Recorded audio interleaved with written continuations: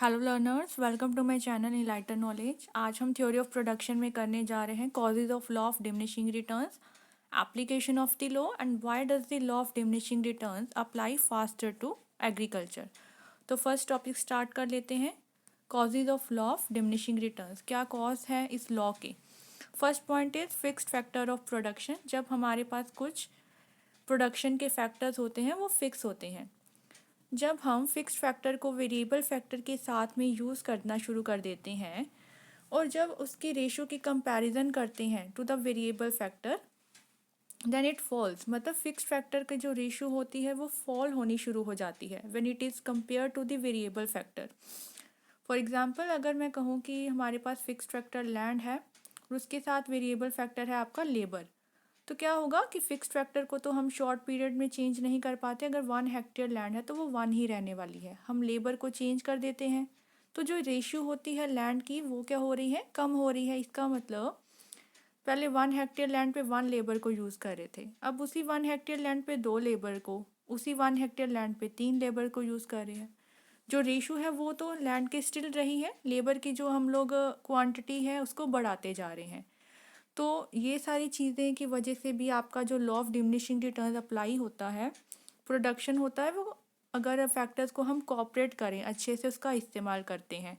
जब additional factor को variable factor के साथ यूज़ किया जाता है, मतलब एक एडिशनल यूनिट लगाया जाता है वेरिएबल फैक्टर का फिक्स्ड फैक्टर के साथ, तो क्या होना शुरू हो जाता है कि जो मार्जिनल रिटर्न आपको वेरिएबल फैक्टर से मतलब मिलते थे वो कम होना शुरू हो जाते हैं। ये इसी वजह से होता है। अगर हमें ज़रूरत थी एक लेबर की थी 1 हेक्टेयर लैंड पे, तो उस लेबर की क्वांटिटी हम लोग बढ़ाते जा रहे हैं, तो वो उतना रिटर्न हमें नहीं देगा, हमारी कॉस्ट ज़्यादा पड़ेगी और रिटर्न हमें कम मिलना शुरू हो जाएगा।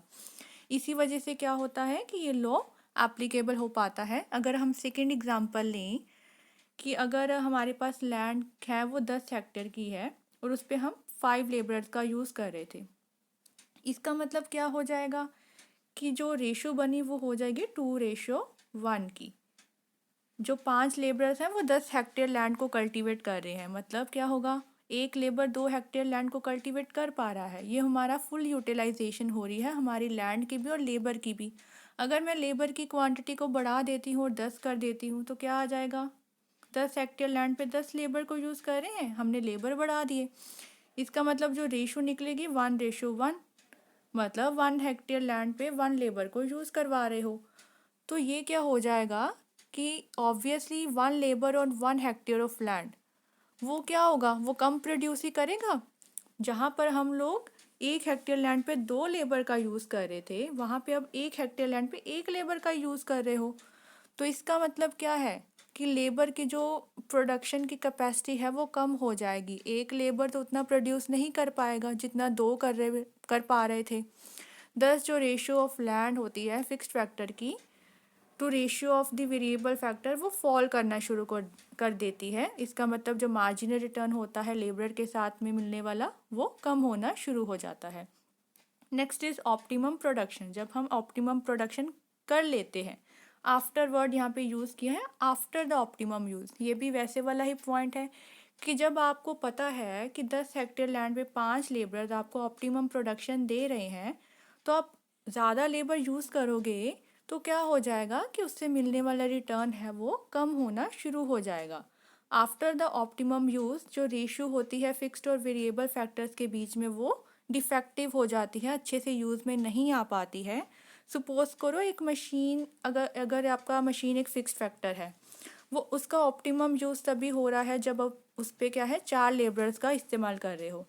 अगर उसी लैंड पे, सॉरी उसी मशीन पे आप 5th लेबर को भी एम्प्लॉय कर पा रहे हो, तो टोटल प्रोडक्शन बढ़ेगी लेकिन बहुत कम बढ़ेगी, और इससे जो मार्जिनल प्रोडक्शन होगी वो डिमिनिशेस होना शुरू कर देगी। ये भी वैसे वाला ही पॉइंट है। Last point is imperfect substitution. ये आपको मिसेस जॉन रॉबिन्सन ने दिया है।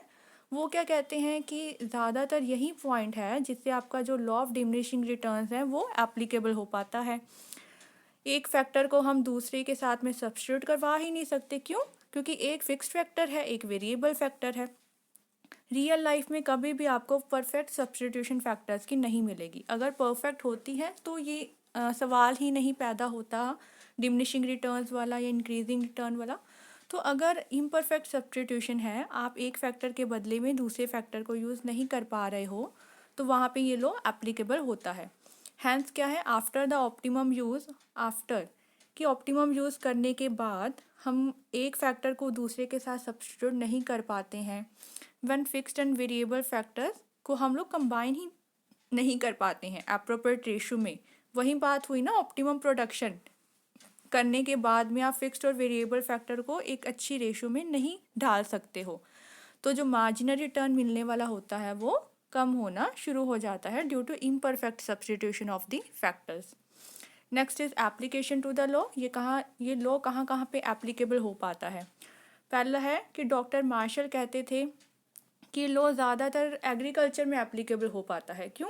क्योंकि जो नेचर का रोल होता है एग्रीकल्चर में वो बहुत ज़्यादा होता है, बहुत डोमिनेंट रोल होता है देन टू द इंडस्ट्रीज़। तो जो ये वाला लॉ है वो एग्रीकल्चर में ज़्यादा एप्लीकेबल हो पाता है। On the other hand industries में किसका रोल ज़्यादा होता है? इंसान का ज़्यादा होता है नेचर से, तो वहाँ पे आपको इंक्रीजिंग रिटर्न मिलते हैं। लेकिन जो मॉडर्न इकोनॉमिस्ट थे उन्होंने मार्शल की ये चीज़ को क्या है, नकार दिया, और वो कहते हैं कि इस डिमिनिशिंग रिटर्न्स वहाँ पे एप्लीकेबल होता है जहाँ पे एक फैक्टर आपका फिक्स होता है, इसका कोई लेना देना नहीं है नेचर का या मैन का।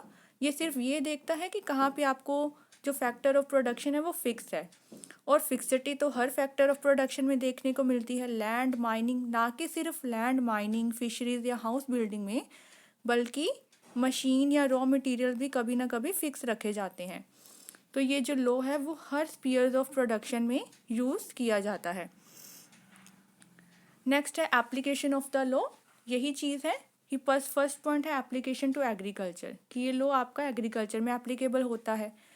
ये तो आप लोग अब पढ़ ही चुके हो कि जब हमें एग्रीकल्चर प्रोडक्शन को बढ़ाना पड़ता है तो लेबर एंड कैपिटल अगर यूज़ कर रहे हो एक डिज़ायर्ड एक्सटेंट में, तो इन फैक्टर्स ये क्या है, अगर लेबर एंड कैपिटल आपके वेरिएबल फैक्टर्स हैं लेकिन लैंड आपका फिक्स्ड फैक्टर है, तो इंक्रीज़ अगर हम लेबर और कैपिटल के डोज को इंक्रीज़ करवाते हैं फिक्स्ड फैक्टर के साथ, तो उससे मिलने वाला जो रिटर्न हो जाता है वो कम हो जाता है। मतलब वेरिएबल फैक्टर का जो रिटर्न मिलना होता है वो कम होना शुरू हो जाता है, और लॉ ऑफ डिमिनिशिंग रिटर्न्स यहाँ पे अब एप्लीकेबल होना शुरू हो जाता है।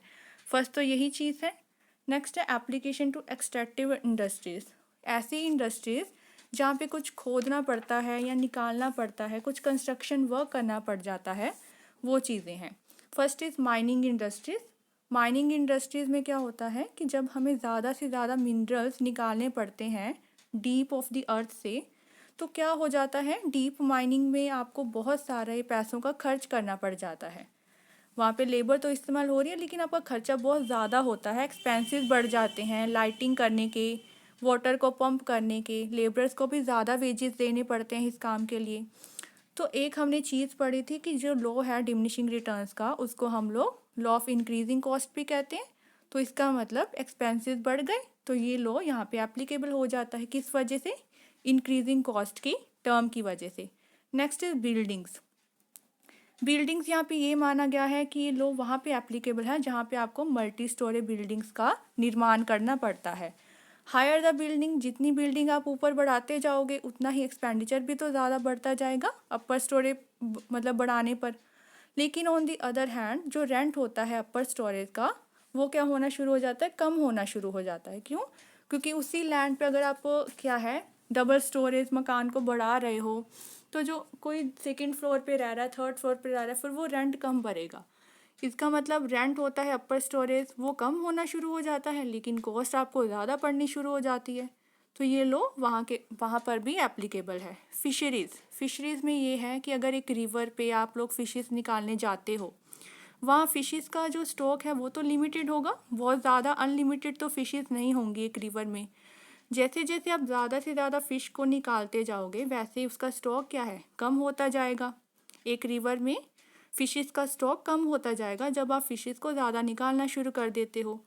और अगर फिशरमैन को और भी फ़िशेस को निकालना है तो उसे डीप सी में जाना पड़ेगा, सी में जाके खोजना पड़ेगा कि कहाँ पर फ़िश उसको मिल सकती है, तो उससे इसके क्या है, कॉस्ट में इंक्रीज़ आएगा। इसका मतलब आपको इन सभी पॉइंट्स पे क्या है, कॉस्ट आपको ज़्यादा पड़ रही है और रिटर्न आपको कम मिल रहे हैं। Next is application to industries. Industries में भी ये लॉ लागू होता है। अगर आपको आउटपुट बढ़ानी है किसी मैन्युफैक्चर्ड गुड की, फैक्टर्स ऑफ प्रोडक्शन को आपको बढ़ाना पड़ जाता है। अब क्या होता है कि मैन्युफैक्चरिंग इंडस्ट्रीज़ में लेबर एंड कैपिटल ज़्यादा रोल प्ले करती है देन टू द लैंड। ठीक है, तो इस वजह से क्या होता है, कैपिटल जनरली हम लोग फिक्स रखते हैं। शॉर्ट पीरियड ऑफ टाइम में कैपिटल को फिक्स माना जाता है। ये हम ज़्यादा मशीन्स को अप्लाई नहीं कर पाते हैं थोड़े समय में। तो इससे क्या होता है कि लेबर्स की क्वांटिटी को अगर बढ़ाते जा रहे हो कैपिटल के साथ में, ये भी तो वही चीज़ आ गई। लेबर वेरिएबल फैक्टर है और कैपिटल फिक्स्ड फैक्टर है। अगर लेबर को बढ़ाते जाओगे वेरिएबल फैक्टर को, तो उससे मिलने वाले रिटर्न्स क्या होते जाएंगे, कम होते जाएंगे, और marginal production of labour fall होती जाएगी। ये भी वही पॉइंट है, वहाँ पे लैंड फिक्स रखते थे, इसमें हमने कैपिटल को फिक्स रखा है। लास्ट टॉपिक इज कि why does law of diminishing returns apply faster to agriculture. ये सिर्फ एग्रीकल्चर में ही क्यों फास्ट अप्लाई होता है। First point is natural factors, क्योंकि हमारी एग्रीकल्चर बहुत सारा नेचर पे डिपेंड होती है। जैसे रेनफॉल है, रेनफॉल ज़्यादा इन्फ्लुएंस करती है एग्रीकल्चर प्रोडक्शन को, but uncertainty abounds at regard the availability of rain water. लेकिन अनसर्टेनिटी क्या है, हमें रेन वाटर के बारे में पता नहीं होता है कि अगर ज़्यादा बारिश हो जाए तब भी क्या है, आपकी एग्रीकल्चर प्रोडक्शन क्या है, ख़त्म हो सकती है। तो इस वजह से हमें क्या है, डिमिनिशिंग रिटर्न्स मिलना शुरू हो जाते हैं, बहुत ज़्यादा तेज़ी से मिलते हैं, क्योंकि हमें नेचर के बारे में कुछ भी इसमें पता नहीं है। Next is decrease in fertility of land.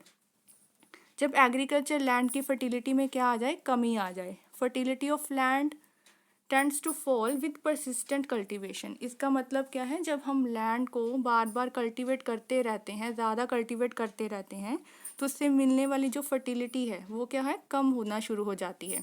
अगर उस पर ज़्यादा लेबर एंड कैपिटल एम्प्लॉय करवाते हो तो उससे मिलने वाले रिटर्न भी तो कम ही मिलेंगे, क्योंकि फर्टिलिटी लैंड की अच्छी नहीं है। इस वजह से ज़्यादा लेबर कैपिटल उसका प्रोडक्शन में इंक्रीज नहीं कर पाती।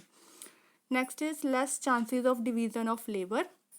एग्रीकल्चर सेक्टर में आपको पता नहीं लगता कि लेबर को कहाँ कहाँ अप्लाई करना है, डिवीज़न अच्छे से नहीं हो पाती है। Relatively low degree of division of labour and specialisation, कि ज़्यादा आप उसको स्पेशलाइज भी नहीं कर पाते हो, कहाँ कहाँ पे हमें लेबर को लगाना है। तो इस वजह से भी हमें डिमिनिशिंग रिटर्न्स मिलना शुरू हो जाते हैं। इंडस्ट्रीज़ में तो मैन मेड सी चीज़ है, वहाँ पे अच्छी स्पेशलाइजेशन हो पाती है, लेकिन एग्रीकल्चर में नहीं हो पाती। Fourth is lace use of machines. जो एग्रीकल्चर में मशीन्स का कम इस्तेमाल होता है, लेबर का ज़्यादा होता है, तो इस पॉइंट की वजह से भी कम रिटर्न्स मिलना शुरू हो जाते हैं। Difference in fertility of land. अब लैंड के हर पीस पे क्या है, फर्टिलिटी आपको देखने को नहीं मिलेगी। कुछ लैंड ज़्यादा फर्टाइल होती है, कुछ कम फर्टाइल होती है। जैसे ही डिमांड लैंड की बढ़ती जाती है, तो क्या है, हमें घटिया जो लैंड होती है, इन्फीरियर लैंड होती है, उसको भी कल्टीवेशन में लाना पड़ जाता है। उसी वजह से उससे मिलने वाले रिटर्न्स क्या हो जाते हैं, कम हो जाते हैं। लैंड इज़ लिमिटेड, ये आपका लास्ट पॉइंट है कि लैंड आपकी लिमिटेड होती है, उसको बढ़ाया नहीं जा सकता। Combination of fixed and variable factor can not be deferred in agriculture, मतलब हम लोग उसको डिले नहीं कर सकते। कहीं ना कहीं पे ये केस आ ही जाता है कि फिक्स्ड लैंड और वेरिएबल फैक्टर की जो रेशो है वो डिफेक्टिव हो जाती है, और यही रीज़न है कि लॉ ऑफ डिमिनिशिंग रिटर्न्स आपका एग्रीकल्चर में फास्टली अप्लाई होता है। तो ये टॉपिक आपका कवर हो गया। अगर वीडियो पसंद आई हो, इस चैनल को ज़रूर सब्सक्राइब कीजिए, like share and comment and press the bell icon, ताकि हर वीडियो की नोटिफिकेशन आपको टाइम टू टाइम मिलती रहे। Thank you.